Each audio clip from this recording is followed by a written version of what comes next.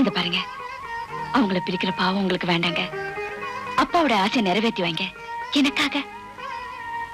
உலகத்தை விட்டு போன அப்பாவோட ஆசையை நிறைவேற்றி வைக்க ஆசைப்பட்ட நீங்க இந்த வீட்டை விட்டே போக வேண்டியிருக்கும்.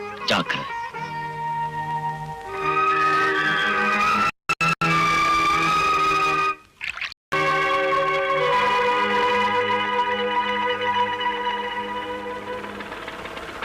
அவ இங்க வந்தாளா?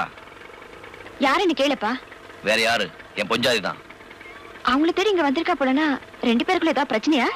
புருஷன் முன்னாடிக்குள்ள 1000 விஷயம் இருக்கும். அதெல்லாம் சொல்ல வேண்டிய அவசியம் இல்ல. அவ வந்தா கேட்டேன். இங்க வரலன்னு சொல்லுப்பா.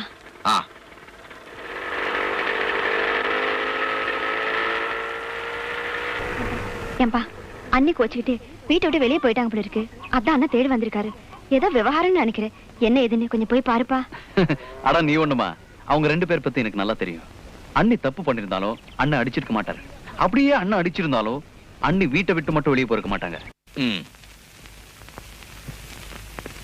ஊர் பூரா தேடவோ தேடின்னு தேடிட்டு வந்திருக்கேன். இவ வீட்டுக்குள்ளேயே உட்காந்துட்டு இருக்கா. ஏய் ஏய் மீனா, ஆம்பளைங்க வெளியே தெருவு போயிட்டு வந்தா கை கால தண்ணி எடுத்து வைக்கலாம்னு இல்ல, அங்க என்ன பண்ணிட்டு இருக்க? எழுந்து வா.